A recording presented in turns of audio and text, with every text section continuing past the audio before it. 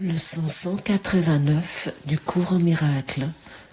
Je sens l'amour de Dieu en moi maintenant.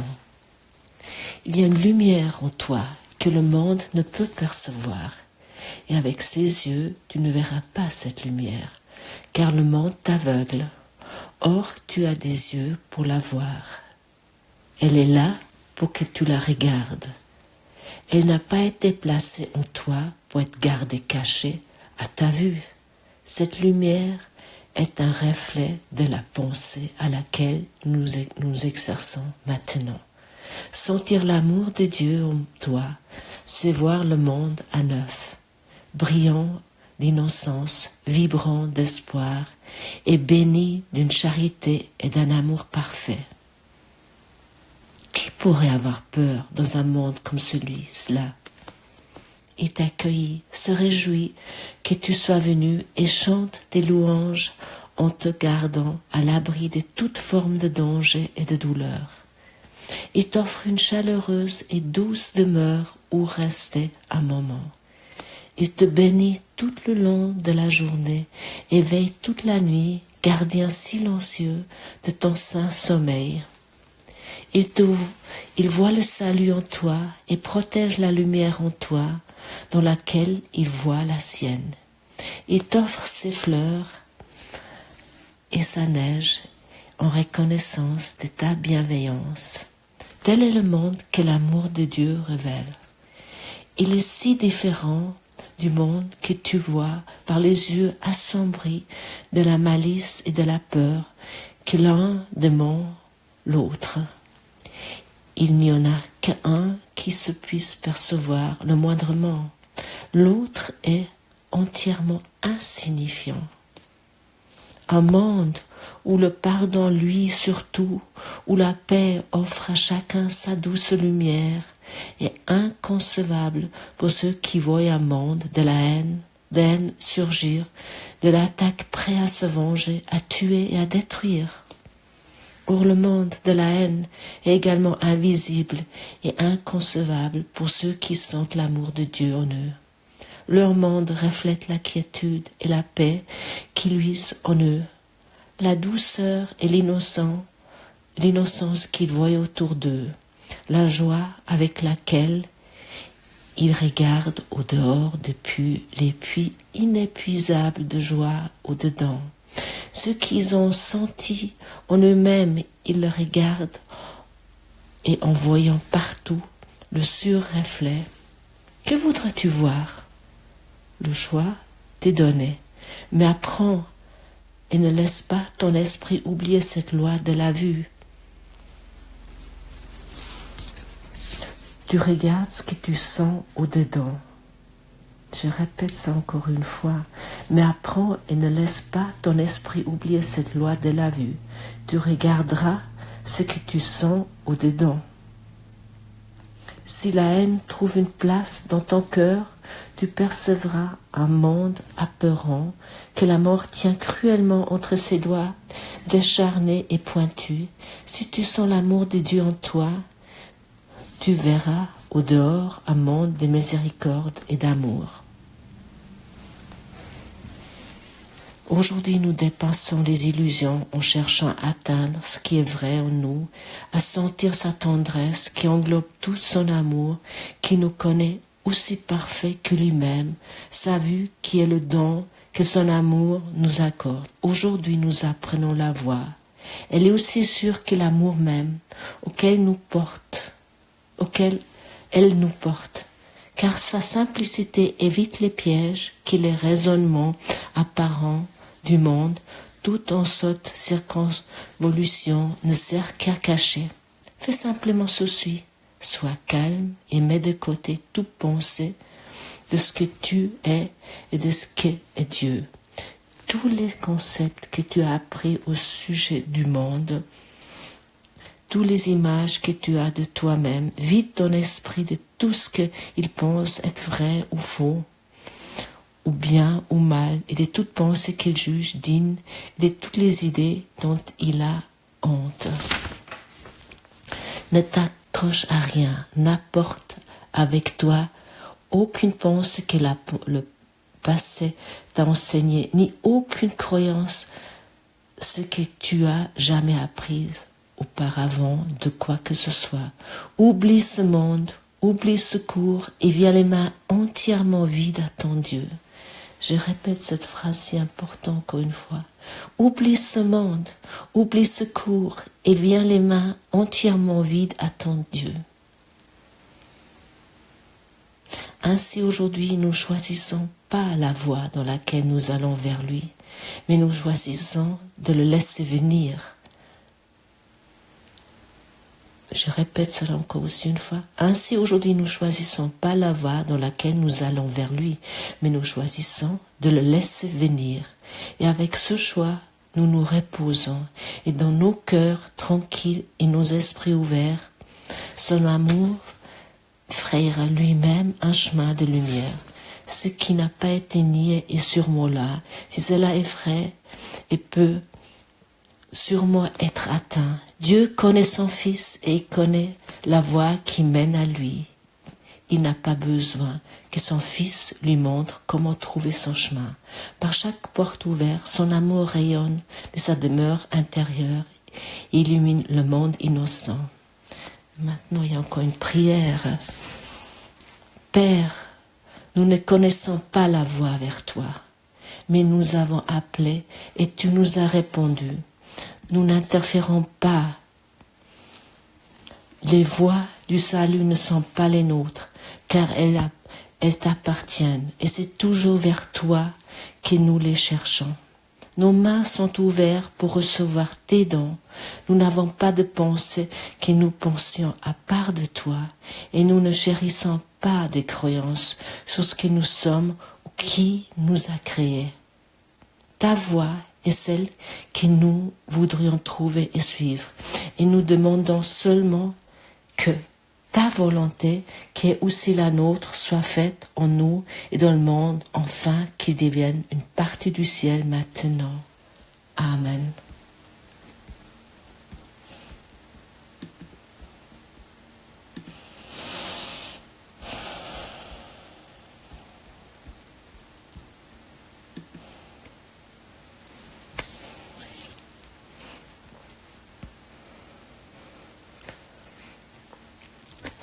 Je sens l'amour de Dieu en moi maintenant.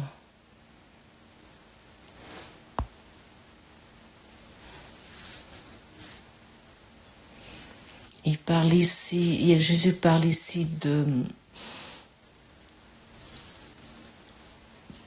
que rien est plus certain que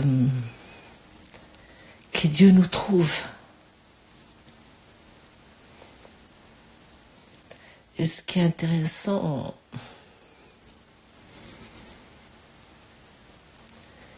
que lorsque moi j'ai commencé à emprunter cette voie spirituelle, Jésus nous dit que ce n'est pas une voie, il n'a pas de voie, il nous dit ici, il n'y a qu'une décision. Il n'y a qu'une décision pour la voie de Dieu. Il n'y a qu'une décision pour la vie pour Dieu. Nous ne choisissons pas notre voie. Le chemin de l'éveil vient de Dieu. Et le chemin de l'éveil vient de Dieu. Il connaît son Fils. Il va venir si nous sommes prêts, nous sommes déterminés, nous sommes prêts pour lui, nous sommes prêts de le vouloir recevoir lorsque nous sommes ouverts avec le cœur et l'esprit, lorsque nous sommes dans cet esprit calme, il retourne dans cet esprit silencieux et calme. Si nous avons libéré l'autel, nous l'avons libéré de tous les concepts, de toutes les convictions qui nous sommes, qui est le monde, qui Dieu est. Et ce passage vient avec des mains totalement vides vers ton Dieu, vers ton Père. c'est vraiment un passage merveilleux qui, qui conclut en fait tout. Nous nous sommes appris ce monde de haine.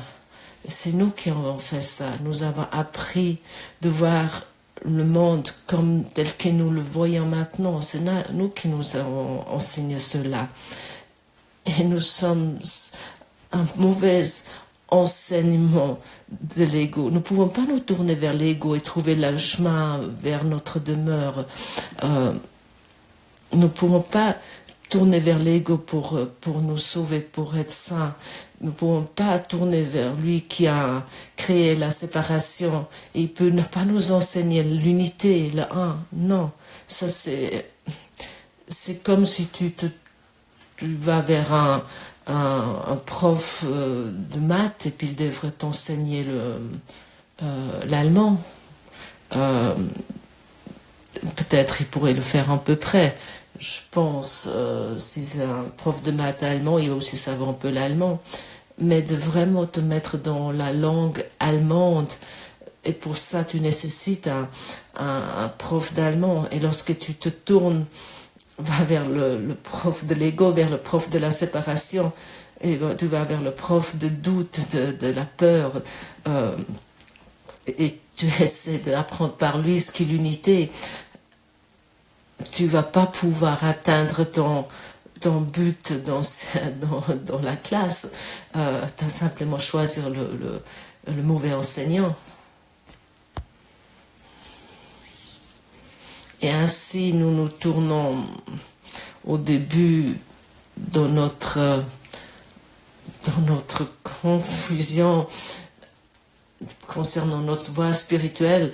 Nous nous tournons au début vers l'enseignant spirituel et puis nous le demandons qu'il nous amène vers Dieu, vers notre demeure. Et nous nous imaginons peut-être plein de choses, comment nous pouvons atteindre notre demeure, comment nous pouvons nous éveiller.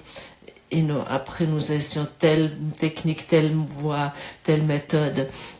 Et nous sommes en quête. Nous essayons de faire ça activement.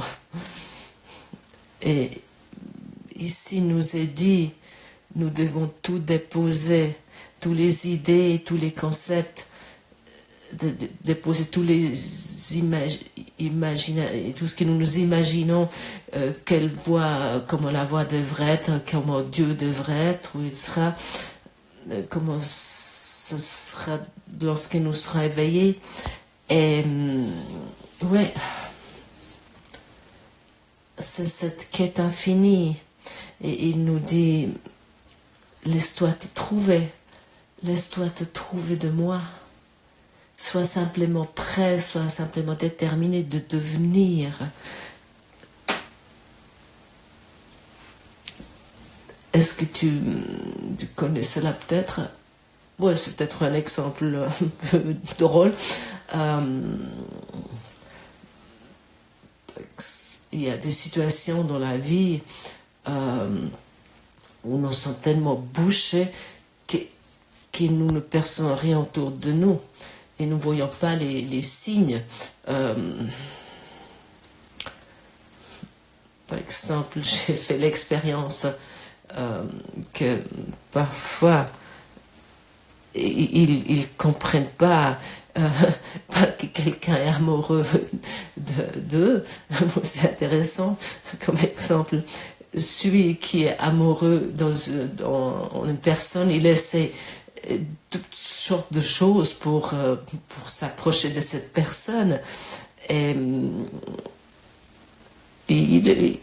il donne fait peut-être des cadeaux, il le complimente, où il l'appelle, où il tourne autour de cette personne.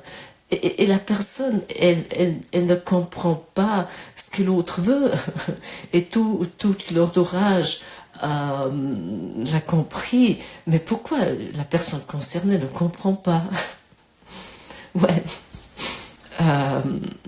C'est un peu comme ça que tu peux t'imaginer que que Dieu voit son Fils, il sait ce qu'il est, il est avec lui, il est déjà avec lui. Le Fils de Dieu dort dans les bras de Dieu. Ça, c'est ce qui est une folie totale. Il est là, mais il ne le comprend pas, parce qu'il dort tellement profondément qu'il ne constate pas qu'il est enlacé de l'amour de Dieu, qu'il est entouré de l'amour de Dieu, que ça n'a jamais encore été autrement, et que toute son existence est dans les bras de Dieu et en Dieu. L'existence du Fils ne fonctionne pas sans le Père. C'est une unité. Et cette unité ne peut jamais être détruite. Et maintenant, le Fils de Dieu dort comme ça et puis il ne comprend pas cet amour infini qui est envers lui. Ces cadeaux infinis de l'univers, il ne les voit pas. Il ne voit pas parce qu'il rêve d'un monde totalement autre. Il rêve d'un monde sans amour, de solitude, de séparation, d'attaque, de haine, de meurtre. Il rêve d'une peur extrême. Et autant qu'il rêve, aussi longtemps qu'il rêve ce monde, il ne peut pas sentir l'amour de Dieu. Ça sont toutes ces projections qui sont entre ceux-là. Ça, c'est ce rêve qui est entre ceux-là. Et maintenant, Jésus nous demande que la seule détermination que nous nécessitons est simplement abandonner tout ce que nous avons pensé jusqu'à présent. Et nous avons beaucoup pensé. Nous avons posé des choses totalement chaotiques et nous avons cru que c'était vrai. Et ce rêve,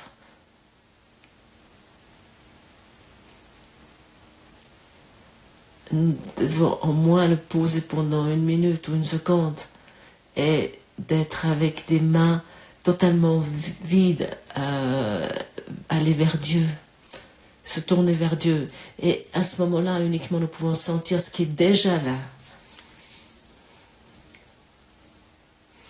Et cette minute ou cette seconde dans laquelle nous sommes avec nos mains totalement vides, lorsque nous sommes avec une valise totalement vide, où nous avons vidé notre sac à dos, lorsque nous avons pardonné au monde, lorsque nous avons lâché ce monde et nous n'attendons plus rien du monde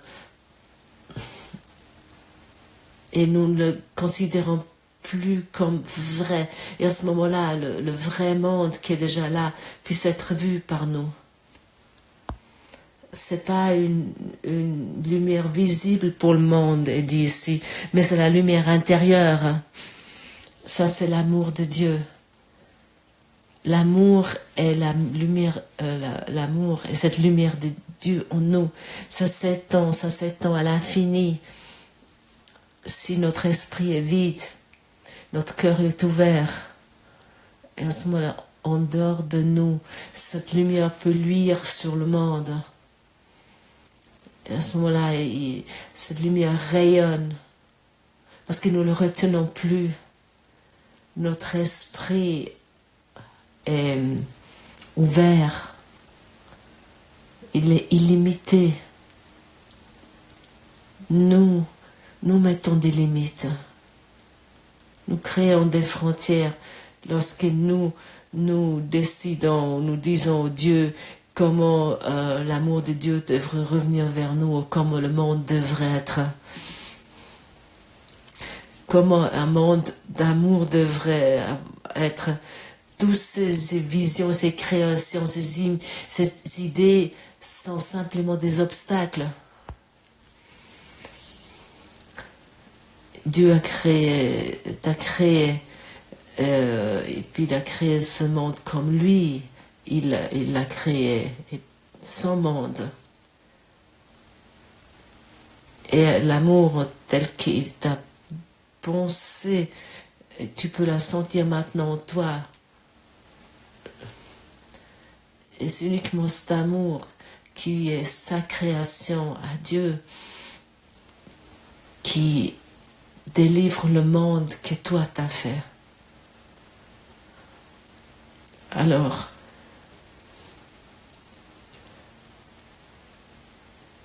Dieu fait tout le devoir en toi d'abandonner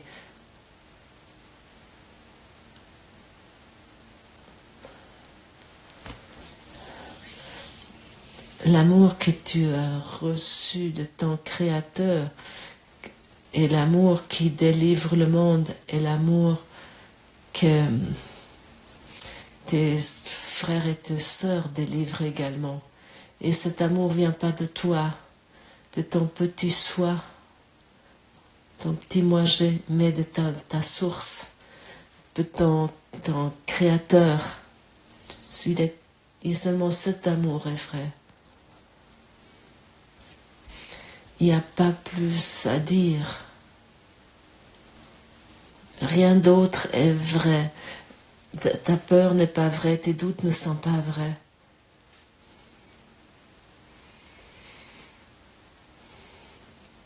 Ta culpabilité n'est pas vraie, ta honte n'est pas vraie.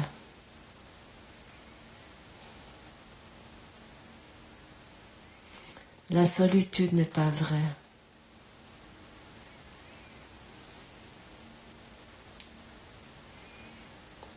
Ta malice, ta haine n'est pas vraie.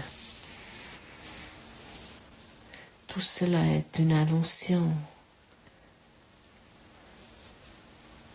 Ça, c'est tout ce rêve de ce monde d'ego.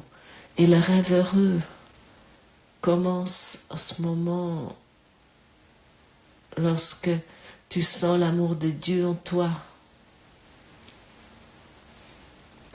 Et tu rencontres avec cet amour de Dieu ce monde et tu te rencontres toi-même et tu rencontres tout autour de toi parce que tout est Dieu, tout est le soi de Dieu, le véritable monde. Et le Fils et le Créateur sont un. L'amour s'étend infiniment à jamais si elle ne trouve pas de frontières, pas de limites que toi t'as fait. Alors abandonne tout. Abandonne-toi à lui. Et lui va venir vers toi. Merci d'avoir écouté cette traduction. Aujourd'hui, je vous ai traduit Silke, la compagne de Gottfried. Et je ne sais pas s'il y aura un petit texte ou pas, mais je vous remercie d'avoir écouté et à demain.